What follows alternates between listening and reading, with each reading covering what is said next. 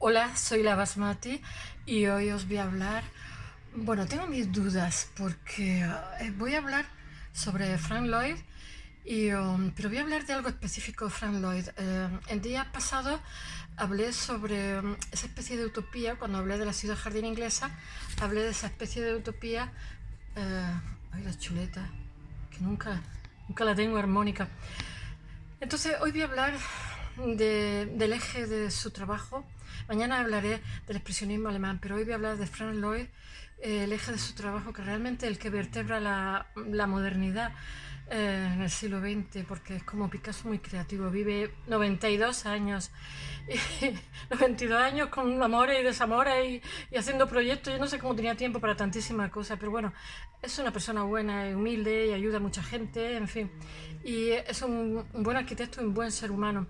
Y entonces quería hablar, no sé el título que ponerle, porque el título de lo que os hablo es como los títulos de los cuadros, es como el concepto que define todo lo que va detrás. A mí me hubiera gustado poner la arquitectura orgánica, que es el eje a través del cual se vertebra toda su obra, porque él le obsesiona mucho el que cuando construye una casa, lo del interior y el exterior tenga mucho que ver, esté integrada en la naturaleza, porque a él no le gustan las ciudades.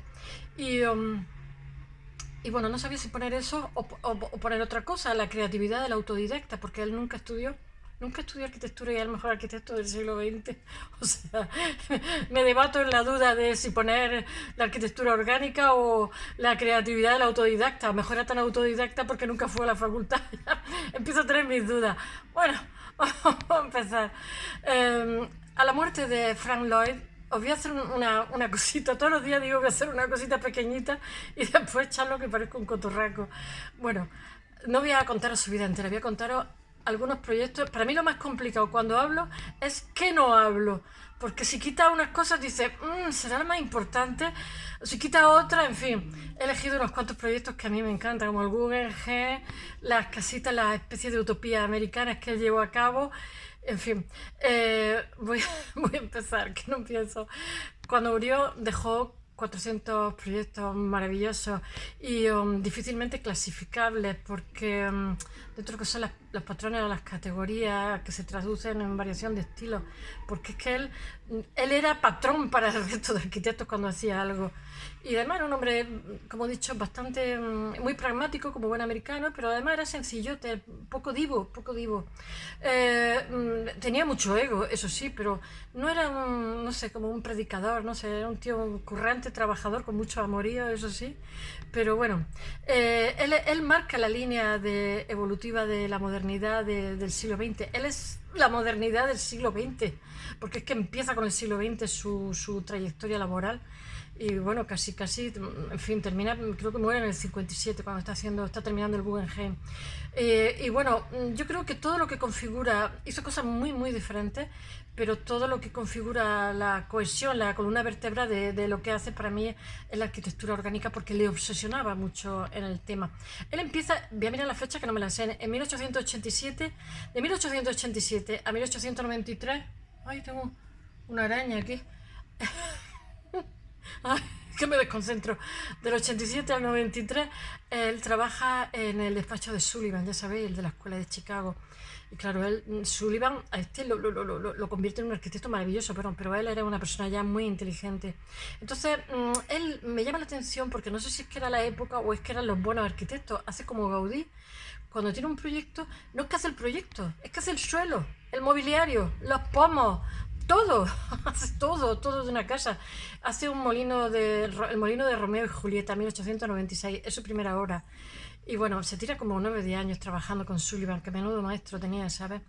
Y entonces, mientras que todos los edificios se llenan de decoración historicista y la modernidad se adueña de las tesis de Sullivan, que es Form Follow the Function, Bright intenta proyectar una cosa distinta, o sea, una construcción distinta, o sea, una construcción, un edificio a tono con los materiales y unos materiales, o sea, con la construcción y construcción a tono con los materiales. O sea, él es muy coherente en todo lo que hace. Y, ¿qué más puedo decir? Que carece de formación universitaria, lo he dicho, es totalmente autodidacta. Se matricula en Wisconsin en un curso de dibujo. Y bueno, y se pone a trabajar con Sullivan, porque Sullivan debió de ver algo en él, a pesar de su poca formación, porque es un tío súper inteligente. Bueno, voy a mirar alguna fecha, porque tengo muchísimas fechas. En 1894 crea su propio despacho en Chicago. A Chicago le parece un lugar horroroso. En 1906 viaja a Japón.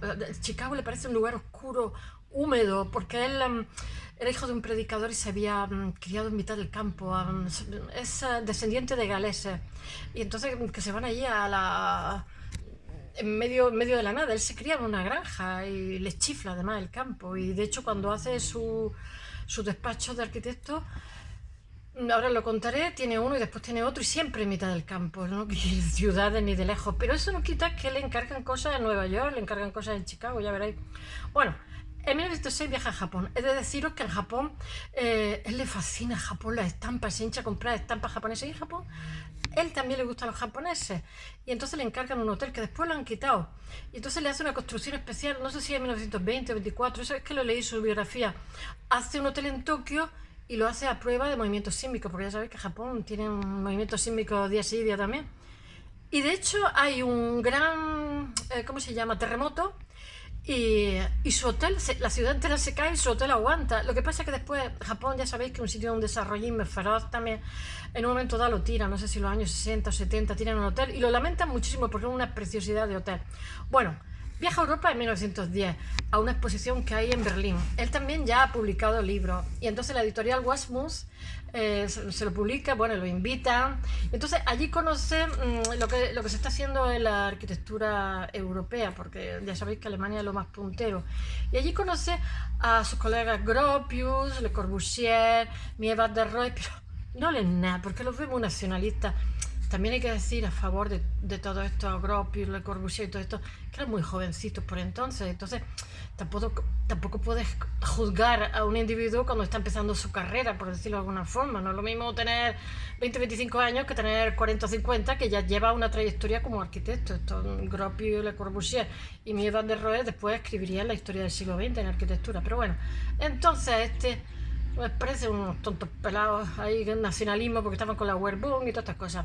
Bueno, Bright estudia todos los temas de la modernidad, pero él no es un teórico, es un pragmático, no sé, todos sus proyectos, es lo que tiene que cambiar o lo que tiene que hacer, lo hace con nuevos proyectos, como buen americano, es práctico. En 1924, es que estoy leyendo la fecha porque todavía no me la sé, hace la casa de Charles Ennis y lo hace con, ¿cómo se dice?, prefabricada, entonces era una novedad. Más barato, más rápido, etcétera. Y después Lloyd Bright se sirve de la Art and Craft que os dije, inglesa, y entonces le hace una decoración maya. Estamos hablando cuando está Adolf Loos diciendo que la decoración fuera de las casas es un crimen. Él le pone cosas mayas y otra cosa mariposa. Te da igual 880 cuál era la moda del momento.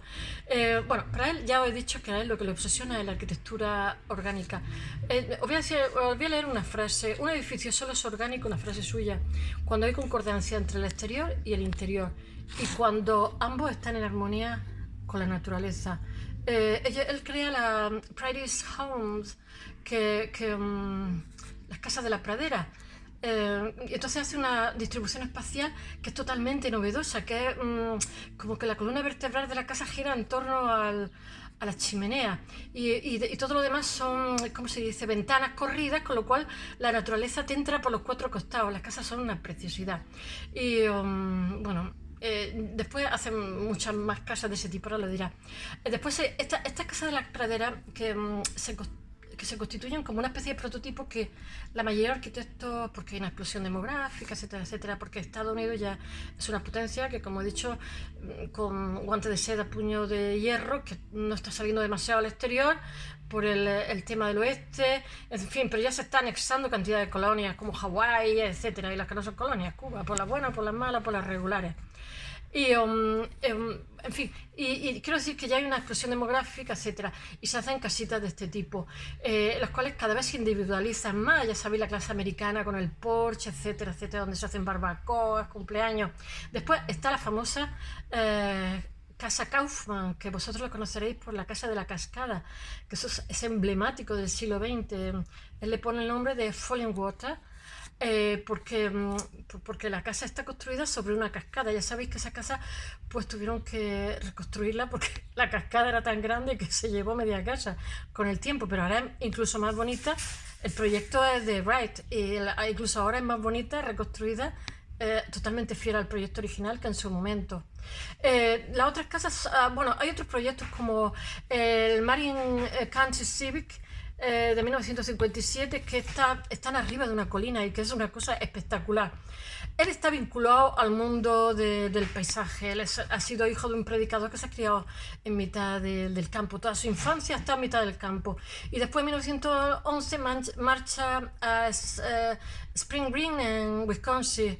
Y es el valle de sus ancestros, donde él construye Taliesin, que se quema en 1914 y después es reconstruida en el 24. Pero después hace un Taliesin West, que se la hace en Arizona.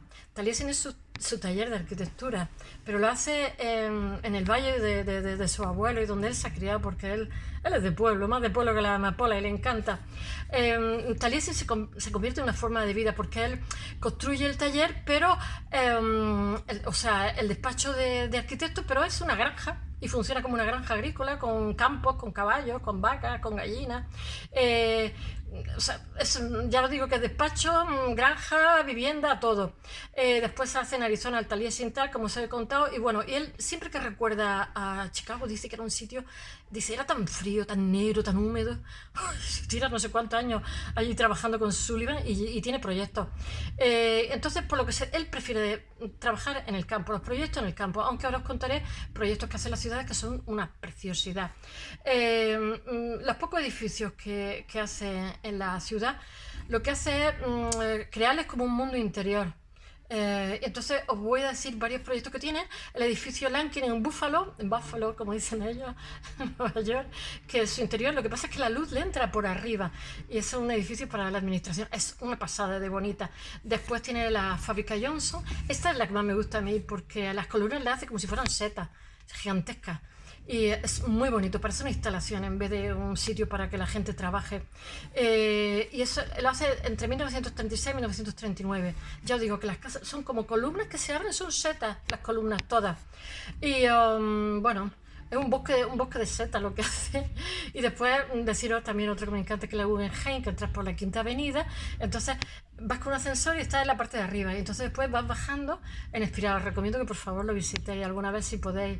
Y bueno, los críticos dicen del Guggenheim que en realidad te olvidas de que vas a ver arte y te olvidas de que estás en Nueva York, porque estás en un sitio totalmente, su interior tiene una riqueza, es precioso, es como si fuera una especie de observatorio y es como una especie de contramodelo urbano contra una metrópoli, contra Nueva York. Y bueno, y después solamente deciros, como dije el otro día, que frente a la Ciudad Jardín, él crea la Ciudad Jardín Europea que os dije, de Essenberg. Él crea Usonia, que es como una especie de utopía donde prima la libertad del individuo, en la que se funda la sociedad norteamericana. Bright asigna a cada familia una hectárea para que sea autosuficiente, y él quiere que tenga un carro, que dicen ahí, un coche, y bueno, él reivindica los derechos de los ciudadanos, o sea, la individualidad. Y después en 1935 hace lo que os dije el otro día, se escribe Brad Acre, que es también otra utopía, donde también cada individuo, hay un centro comercial y tienen media hectárea, no, una hectárea, una cosa así, y cada uno cultiva sus cosas, que después intercambian una preciosidad. Todo lo que ha quedado con el tiempo todavía se valora más, porque fue maravilloso. Bueno, that's all. Espero que os haya gustado.